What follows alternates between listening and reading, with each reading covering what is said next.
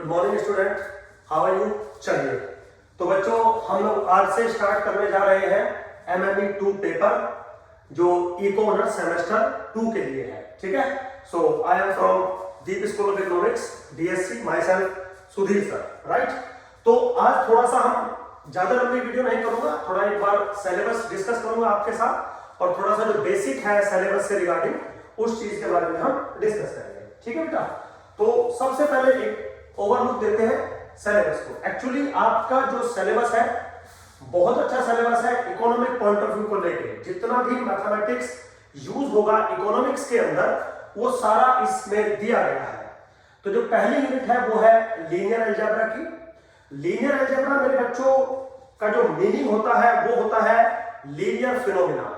तो जितने भी लीनियर फिनोमिनास हम, चाहे वो लीनियर इक्वेशंस हो, लीनियर वेक्टर्स हो, लीनियर वेरिएबल्स हो, सारे हम लोग इस यूनिट में डिस्कस करेंगे। तो लीनियर अलजेब्रा के अंदर कुछ कुछ सब टॉपिक्स हैं, जैसे वेक्टर स्पेस है, ठीक है, लीनियर ट्रांसफॉर्मेशंस है, लीनियर इक्वेशंस है और मैट्रिसेस है।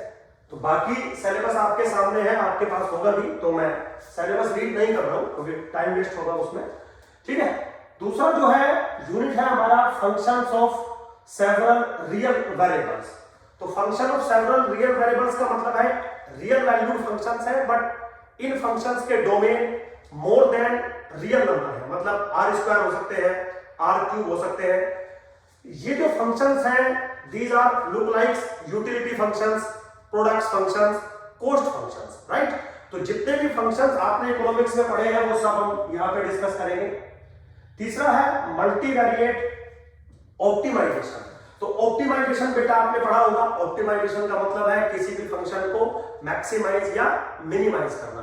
लेकिन यहां पे मल्टीवेरिएट ऑप्टिमाइजेशन का मतलब होगा कि हम जिस फंक्शन को ऑप्टिमाइज करेंगे वो मल्टी डायमेंशनल है। मतलब उसका जो डोमेन है वो 2 डायमेंशनल, 3 डायमेंशनल, 4 डायमेंशनल हो सकता है। क्योंकि जैसे मान लीजिए आप कोई प्रोडक्शन फंक्शन बनाते हैं, तो प्रोडक्शन फंक्शन में सपोज आपके पास 4 इनपुट है तो वो 4 डायमेंशनल फंक्शन बनेगा। तो हम यहां पे जो डिस्कस करेंगे वो मल्टी वेरिएट ऑप्टिमाइजेशन का कॉन्सेप्ट डिस्कस करेंगे। उसके अंदर बहुत सारे सब टॉपिक्स हैं, जैसे कॉन्वेक्स सेट है, कॉन्वेक्स सेट की ज्योमेट्रिक प्रॉपर्टीज है, फंक्शंस है, कॉनकेव फंक्शंस है, बहुत सारी चीजें। तो रीड नहीं कर रहा हूं सिलेबस क्योंकि उसमें टाइम वेस्ट होता है। डायरेक्ट अपने टॉपिक से रिलेटेड एक डेमो देना चाहता हूं आपको कि कैसे आपको मैथमेटिक्स को एमएमई 2 को रीड करना है फॉर द सेमेस्टर। चलिए मेरे बच्चों, तो सबसे पहला जैसे कि टॉपिक है लीनियर अलजेब्रा। लीनियर अलजेब्रा में जो सबसे पहला टॉपिक है मेरे बच्चों वो है वेक्टर स्पेस। क्या है? लीनियर अलजेब्रा में सबसे पहला जो टॉपिक है मेरा है वेक्टर स्पेस। वेक्टर स्पेस के अंदर बहुत सारा जो है सब टॉपिक्स है, जैसे अलजेब्रिक एंड ज्योमेट्रिक प्रॉपर्टीज है, स्केलर प्रोडक्ट है, नॉर्म है, ऑर्थोगोनैलिटी है एंड आगे चल के लीनियर ट्रांसफॉर्मेशंस है और उसकी प्रॉपर्टीज है। फिर मैट्रिक्स स्टार्ट होगा। तो सबसे पहले हम लोग वेक्टर स्पेस के ऊपर थोड़ा सा वर्क करते हैं। देखिए बच्चों, सबसे पहले कॉन्सेप्ट आता है कि सर वेक्टर स्पेस होता क्या है। ठीक, बहुत मेन कॉन्सेप्ट है क्योंकि वेक्टर स्पेस एक ऐसा सिस्टमैटिक मैनर है जिसमें हम कुछ वेक्टर्स का, कुछ एलिमेंट्स का, कुछ थिंग्स का एडिशन करते हैं एंड कुछ थिंग्स का किसी नंबर्स के साथ मल्टीप्लिकेशन करते हैं। बिल्कुल सिंपल है। आपको बहुत बेसिक पढ़ना है। मैथमेटिक्स थोड़ा सा हायर होता है बट उतना हायर आपको नहीं पढ़ना है। आपको मैथमेटिक्स थोड़ा बेसिक पढ़ना है। लेकिन एक बार जब आप कॉन्सेप्ट की शुरुआत करते हैं तो थोड़ा सा इसको हम डीपली डिस्कशन करेंगे।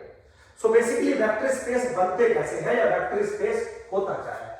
तो अगर मैं इनिशियली स्टार्ट करूं वेक्टर स्पेस, मेरे बच्चों वेक्टर स्पेस होने के लिए आपको 3 चीजें चाहिए। एक होता है वी। वी क्या होता है? कोई भी नॉन एम्प्टी सेट, कोई भी नॉन एम्प्टी सेट। ठीक है, नॉन एम्प्टी सेट इसलिए है क्योंकि अगर सेट एम्प्टी है, फाई है, तो कोई भी मैथमेटिकल ऑपरेशंस मैं इस सेट पर नहीं लगा सकता। दैट्स व्हाई वेक्टर स्पेस पढ़ने के लिए सबसे पहले हम एक नॉन एम्प्टी सेट कंसीडर करते हैं। मान लीजिए वो V है, कुछ भी हो सकता है। फिर क्या होता है, मैं इस पे दो फंक्शंस डिफाइन करूंगा। एक को हम डिनोट करते हैं प्लस, दैट इज एडिशन, और एक को हम डिनोट करते हैं डॉट, दैट इज मल्टीप्लिकेशन। अब होता क्या है वो सुनिए। होता ये है कि आप दो एलिमेंट लेंगे अपने सेट V के, क्योंकि आपके पास नॉन एम्प्टी है, तो दो एलिमेंट लेंगे x और y, ये दोनों बराबर भी हो सकते हैं। भाई सपोज कोई बच्चा बोलेगा कि सर आपने बोला है कि सेट नॉन एम्प्टी है, उसके अंदर एक ही एलिमेंट है, तो हम दो एलिमेंट कैसे ले सकते हैं? बिल्कुल दो एलिमेंट हम ऐसे तो ले सकते हैं ना, x, x हो गए दो एलिमेंट, बिल्कुल ले सकते हैं। चलिए, तो सबसे पहले तो x, y अगर दो एलिमेंट है V के, तो आपका जो ये बाइनरी ऑपरेशन है प्लस, ये इन दोनों पर ऑपरेट होगा, यानी कि x प्लस y कुछ बनेगा। ठीक, जो दूसरा ऑपरेटर है दैट इज मल्टीप्लिकेशन यानी कि डॉट, वो कभी भी x और y के बीच में एप्लीकेबल नहीं होगा। वो एप्लीकेबल होगा किसी रियल नंबर अल्फा और किसी एलिमेंट ऑफ V के बीच में। और कैसे एप्लीकेबल होगा? Alpha into x. अब बात समझिए, आप कभी भी वेक्टर स्पेस के दो एलिमेंट का मल्टीप्लिकेशन नहीं करेंगे। मल्टीप्लिकेशन अगर आपको करना होगा तो किसी नंबर और वेक्टर के किसी एलिमेंट के साथ, या वेक्टर स्पेस के किसी एलिमेंट के साथ। तो हमें तीन चीजें मिली हैं। एक तो सेट मिला है V, दूसरा एक फंक्शन मिला है दैट इज एडिशन, और तीसरा एक फंक्शन मिला है दैट इज मल्टीप्लिकेशन। लेकिन बी केयरफुल, एडिशन सिर्फ इन दो के बीच में पॉसिबल है, मल्टीप्लिकेशन सिर्फ इन दो के बीच में पॉसिबल है। ऐसा सुधीर सर नहीं कह रहे हैं, ऐसा थंब रूल है। थंब रूल मतलब वेक्टर स्पेस जिन लोगों ने मैथमेटिक्स में डेवलप किया है वो ऐसा डिफाइन कर रहे हैं। ठीक है बेटा। अब क्या कोई भी सेट, जैसे मैंने V लिखा है, क्या कोई भी सेट वेक्टर स्पेस होता है? शायद नहीं। वेक्टर स्पेस होने के लिए together with these two representation plus and dot कुछ कंडीशंस का सेटिस्फाई होना जरूरी है। तो अगर कोई set with this plus and this dot satisfy some conditions, अभी मैं आपके साथ डिस्कस करूंगा, satisfy some condition, then this is called vector space। तो मेरे बच्चों, वेक्टर स्पेस एक टाइप का सेट ही होता है, बट वो कोई ऑर्डिनरी सेट नहीं होता। वो ऐसा सेट होता है जो कुछ स्पेसिफिक कंडीशंस को सेटिस्फाई करता है with respect to addition and with respect to multiplication. But addition किन का करना है, मल्टीप्लिकेशन किन का करना है, वो आपको मैंने रिप्रेजेंट कर दिया। ठीक, तो अब मेरा कंसर्न ये है कि मेरे पास एक्चुअली तीन चीजें हो गई। क्या? एक तो V कोई सेट, एक प्लस जो डिफाइन किया, एक डॉट जो डिफाइन किया। Now this triplet is called vector space if satisfy some conditions. कौन कौन सी कंडीशंस है? बिल्कुल बेसिक। नंबर 1, एक तो x प्लस y एलिमेंट होना चाहिए V का for all x y belongs to V। इसको हम कहते हैं कि भाई अगर मैं कोई भी दो एलिमेंट x और y किसी सेट से लूं और जो मैंने एडिशन डिफाइन कर रखा है उसके अकॉर्डिंग x प्लस y जब मैं करूंगा तो जो एलिमेंट बन के आएगा वो एलिमेंट कंफर्म V के अंदर होना चाहिए। तो पहली कंडीशन तो ये सेटिस्फाई होनी चाहिए। नाउ सेकंड कंडीशन है x plus y is equal to y plus x for all x y belongs to V। Second condition क्या है कि मैं x वेक्टर में y को ऐड करूं या मैं y वेक्टर में x को ऐड करूं, दोनों का जो रिजल्टेंट है वो सेम होना चाहिए। This is called commutative property. Commutative मतलब x y is same as y x, और क्या ऑपरेशन लगा है? एडिशन। तो x plus y is same as y plus x, that is commutativeness. Now third property है x plus y plus z is equal to x plus y plus z for all x, y, z belongs to V. This property is called associativity. अब ये है क्या मेरे बच्चों? बहुत main property है। ये कहता है कि मैं कोई भी तीन एलिमेंट, इस सिंबल पे गौर करिएगा, ये सिंबल है universal quantifier. This is what? For all x, y, z belongs to V. मैं कोई भी तीन एलिमेंट लूं x, y, z, तो ये दोनों चीजें आपस में बराबर होनी चाहिए। अब ये है क्या? लेफ्ट हैंड साइड कह लिया कि y प्लस जेड पहले मैंने किया, मतलब पहले जो प्लस मेरा ऑपरेशन है वो मैंने y और z पे लगाया, तो y प्लस जेड हो गया। करने के बाद जो मिला उसमें फिर मैंने x के साथ ऑपरेशन लगाया। दिस इज सेम एज पहले मैंने x और y के बीच में वो ऑपरेशन लगाया, फिर जो रिजल्टेंट मिला उसको मैंने फिर z के साथ ऑपरेट किया। तो ये ऐसे करूं या ऐसे करूं, मस्ट बी इक्वल। ठीक है, कोई प्रॉब्लम नहीं है। तो this is my third condition, this is my third condition कि वेक्टर स्पेस होने के लिए तीसरी बात सेटिस्फाई होना जरूरी है। अब बारी आती है फोर्थ कंडीशन की मेरे बच्चों। फोर्थ कंडीशन क्या कहती है? For all x belongs to V there exist an element E belongs to V such that x plus E is equal to x.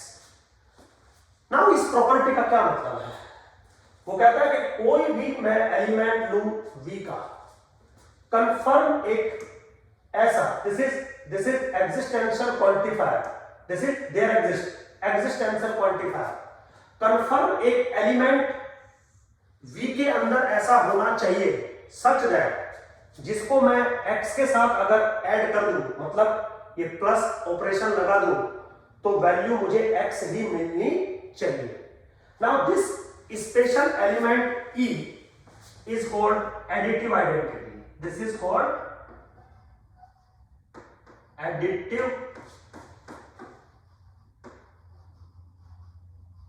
this is called additive identity. ठीक है, तो क्या कहना है? अगर मैं कोई भी एलिमेंट लेता हूं x तो V में बिलोंग करता है, आपके V के अंदर कंफर्म एक ऐसा एलिमेंट होना चाहिए E जो इस कंडीशन को सेटिस्फाई करे, and this specific element is called additive identity, and this additive identity must be unique. कैसी होती है?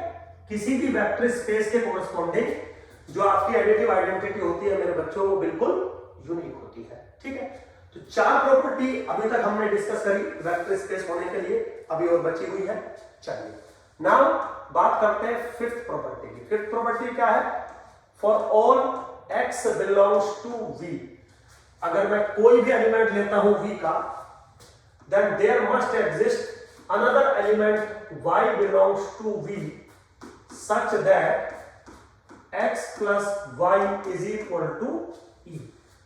For all x belongs to V, there exists and y belongs to V such that x plus y is equal to E. Means आप कोई भी for all universal quantifier for all आप कोई भी element अगर लेते हैं V का, तो कंफर्म V के अंदर एक दूसरा एलिमेंट y आपको ऐसा मिलना चाहिए सच दैट अगर इन दोनों में मैं ये ऑपरेशन लगाऊं प्लस, तो रिजल्टेंट मुझे क्या मिले? एडिटिव आइडेंटिटी, जो अभी पिछली प्रॉपर्टी में आपने पढ़ी थी। नाउ इन दिस केस ये जो y है, जो एलिमेंट आपको मिला y is called additive inverse, additive inverse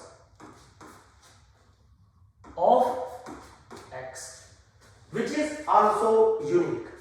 कोई भी एलिमेंट आपके पास अगर है, उसका जो भी एडिटिव इनवर्स होगा y, वो कंफर्म यूनिक होगा। तो एडिटिव इनवर्स क्या होगा? यूनिक होगा।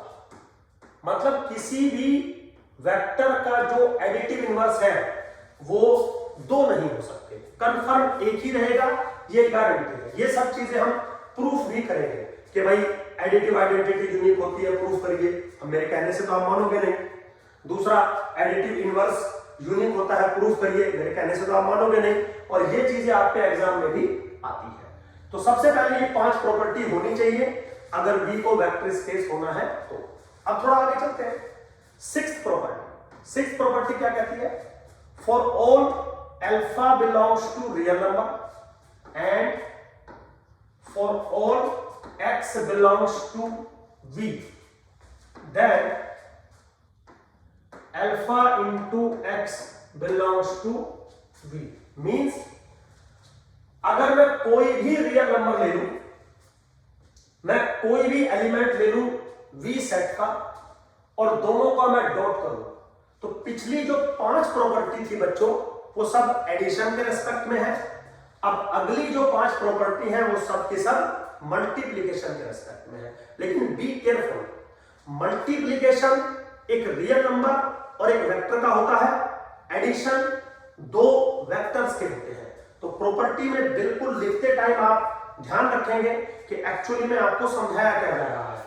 तो for all real number and for all x belongs to V, alpha into x जो है वो कंफर्म V के अंदर बिलोंग करना चाहिए। ठीक है, कोई प्रॉब्लम नहीं है। नाउ 7th प्रॉपर्टी बिल्कुल सिंपल है। क्या है? Alpha into x plus y is equal to alpha into x plus alpha into y for all alpha belongs to real number and x y belongs to capital V। Means मेरे बच्चों 7th property क्या कह रही है? अगर मैं 2 vectors लेता हूं x और y v के, ठीक, उनको मैंने ऐड कर दिया तो 2 वेक्टर्स को मैं ऐड कर सकता हूं। फिर मैंने एक नंबर लिया रियल नंबर, ऐड करने के बाद ये भी एक वेक्टर बनेगा, फिर मैंने उसकी मल्टीप्लाई कर दी। This is same as this one. क्या डिफरेंस है दोनों में? यहां पे पहले मैंने एडिशन लगाया फिर मल्टीप्लीकेशन, यहां पे पहले मल्टीप्लीकेशन लगाया फिर एडिशन किया। वो कह रहे हैं ये दोनों चीजें सेम होनी चाहिए अगर V को वेक्टर स्पेस होना है तो। ठीक है, बिल्कुल सिंपल है। नाउ प्रॉपर्टी नंबर 8 बिल्कुल लगभग इक्वलेंट है इसकी, लेकिन थोड़ा गौर करिएगा हम कहना क्या चाहते हैं। नाउ x प्लस या alpha plus beta into x is equal to alpha into x plus beta into x for all alpha beta belongs to real number and x belongs to V। ठीक है, अब बच्चों property number 7 और 8 में little bit difference है। यहां पर 2 vector लिए जा रहे हैं, एक नंबर लिया जा रहा है, यहां पर 2 नंबर लिए जा रहे हैं और एक वेक्टर लिया जा रहा है। बी केयरफुल, कोई प्रॉब्लम नहीं। इसमें मैं क्या कर रहा हूं, 2 नंबर्स का एडिशन करके एक नंबर मिलेगा, उसका मल्टीप्लीकेशन वेक्टर के साथ कर रहा हूं। This is same as vector के साथ पहले का मल्टीप्लीकेशन, वेक्टर के साथ दूसरे का मल्टीप्लीकेशन और फिर मैं एडिशन कर रहा हूं। तो ये सेम होना चाहिए अगर आपका जो V सेट है उसको वेक्टर स्पेस होना है तो। बिल्कुल सिंपल है। चलिए आगे चलते हैं। अगली प्रॉपर्टी है 9th प्रॉपर्टी है, बिल्कुल सिंपल।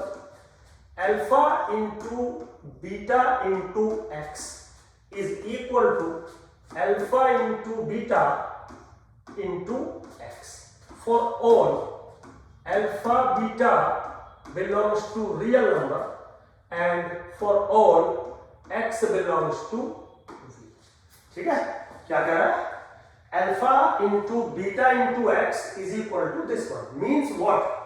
सबसे पहले तो देखिए हम कर क्या रहे हैं, हम 2 रियल नंबर ले रहे हैं अल्फा और बीटा और एक ले रहे हैं वेक्टर। ये ध्यान देना पड़ेगा आपको, आप कितने नंबर्स ले रहे हो, आप कितने वेक्टर्स ले रहे हो और क्या कर रहे हो। तो इसमें हम क्या कर रहा है, पहले मैंने x में बीटा का मल्टीपल किया जो बना वेक्टर, फिर उसमें अल्फा का मल्टीपल किया। दिस इज सेम एज पहले मैंने अल्फा नंबर से बीटा नंबर को मल्टीपल किया, जो नंबर बना उसके साथ मैंने x को मल्टीपल किया। बिल्कुल सिंपल है, कोई प्रॉब्लम नहीं है। चलिए ये दोनों बराबर होने चाहिए। Last property which is property number 10 क्या है? If 1 is the multiplicative identity, multiplicative identity for real numbers,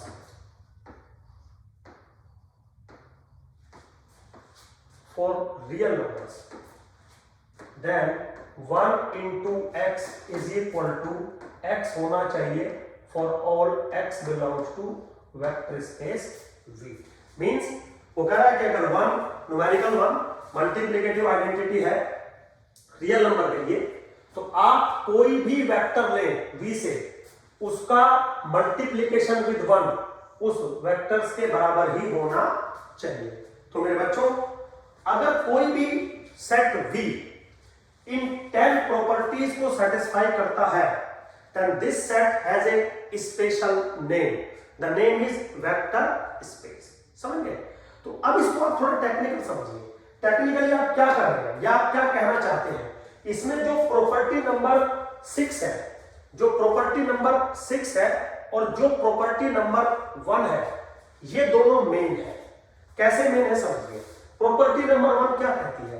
property number 1 ये कहती है कि हम उस सेट को वेक्टर स्पेस कहेंगे जिसमें अगर मैं कोई भी दो एलिमेंट उठा लूं तो उन दोनों का सम कंफर्म उसी सेट के अंदर होना चाहिए। ये लिखा है, बाकी तो सब चीजें हैं बट ये मेन है। दूसरी प्रॉपर्टी क्या है जो प्रॉपर्टी नंबर 6 है? वो क्या कह रही है कि भाई मेरे पास कोई भी सेट होगी, अगर मैं उसका कोई भी एलिमेंट लूं और डॉट प्रोडक्ट या मैं अल्फा कोई नंबर लूं और उनका मल्टीप्लिकेशन करूं तो कंफर्म वो भी V के अंदर बिलोंग करना चाहिए। अगर ऐसा होता है तो मेरा जो V सेट होगा वो वेक्टर स्पेस होगा, अदरवाइज वेक्टर स्पेस नहीं होगा। ठीक, सिंपल है बिल्कुल। अब यहीं पर एक छोटा सा क्वेश्चन डिस्कस करते हैं ताकि आपको ये क्लियर हो जाए कि वेक्टर स्पेस बेसिकली काम कैसे करता है। मान लीजिए मेरे पास एक सेट है V which is set of natural number n, है ना, set of natural number n। Suppose for example, तो n किसके बराबर होगा? n बराबर होगा 0 1 2 3 4 अप टू डॉट। ठीक है, ठीक है। और addition is usual addition, multiplication dot is usual multiplication. आपको ये बताना है कि क्या सेट ऑफ नेचुरल नंबर, क्या set of natural number n together with plus together with this dot, this triplet, क्या ये वेक्टर स्पेस होता है?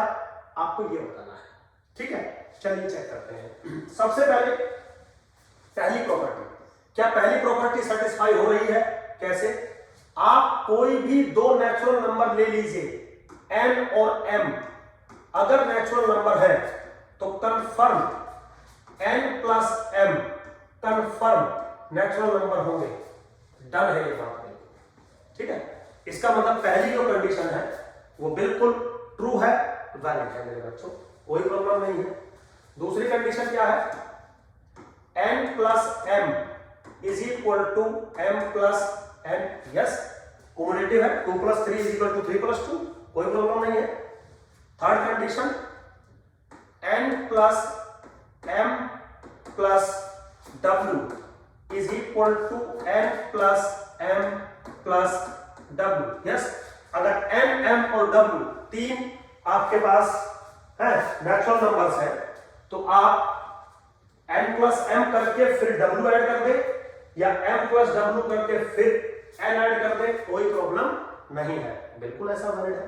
नाउ फोर्थ प्रॉपर्टी, सबसे पहला point, 0 belongs to natural number, yes 0 belongs to natural number. अब अगर 0 natural number में belong करता है तो 0 कैसा है? 0 शायद ऐसा है कि 0 में आप कोई भी नेचुरल नंबर ऐड करेंगे तो कंफर्म वो उसी के बराबर बनेगा, उसी के बराबर बनेगा, यस। इसका मतलब मुझे फोर्थ कंडीशन भी सेटिस्फाई हो गई, that is the additive identity. तो इस केस में जो 0 है वो एडिटिव आइडेंटिटी है, बट जैसे ही आप फिफ्थ कंडीशन में जाते हैं, आप कोई भी नेचुरल नंबर ले लें, सपोज m, क्या कोई नेचुरल नंबर ऐसा आपको मिलेगा जिसको अगर मैं इसमें ऐड कर दूं और 0 मिल जाए? No, there is not possibility. आप समझिए, क्या कोई ऐसा m के कोरस्पॉन्डिंग कोई ऐसा नेचुरल नंबर मिलेगा जिसमें सम करने पे 0 मिले? अब कोई बच्चा बोलेगा सुधीर सर कर तो सकते हैं, जैसे m प्लस माइनस के m इज इक्वल टू 0। बिल्कुल ठीक है, बट मेरे बच्चों ये एलिमेंट आपके v के अंदर होना चाहिए।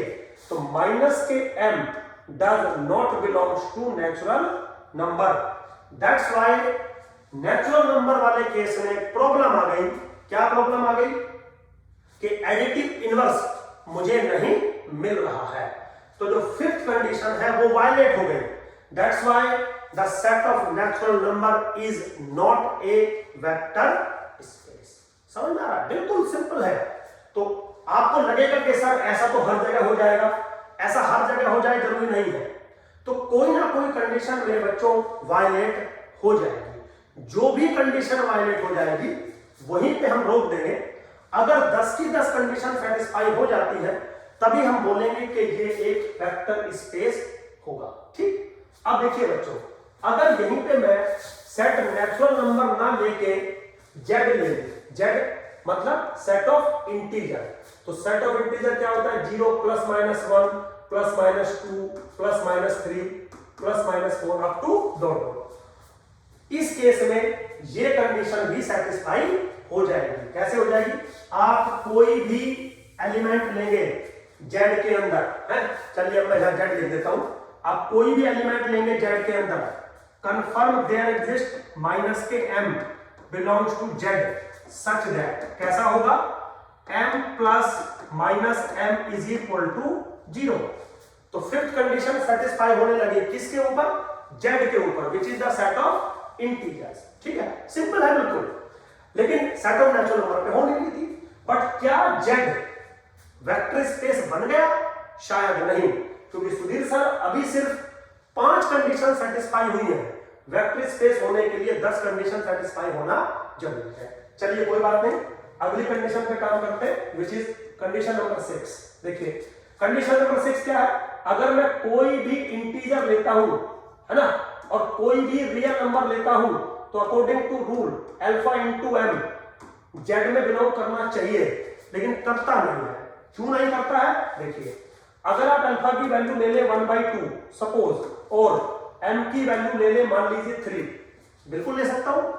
तो मेरे बच्चों अल्फा इंटू एम किसके बराबर होगा? 3/2 which does not belongs to z, which does not belongs to z. So that's why z is also not a vector space. बिल्कुल सिंपल है। तो जहां तक कंडीशन सेटिस्फाई होती जा रही है हम करते जा रहे हैं। जहां पे भी कंडीशन वायलेट हो जाएगी हम वही रोक देंगे और बोल देंगे कि ये वेक्टर स्पेस नहीं है। ऐसा मैं बोल रहा हूं आपसे।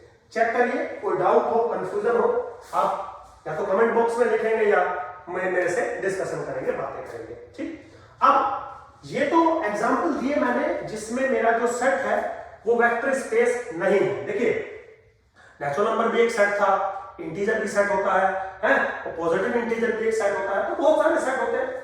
अब सर एक एग्जांपल ऐसा लेते हैं जिसमें हमारा जो सेट होगा वो वेक्टर स्पेस की कंडीशन को सेटिस्फाई करेगा।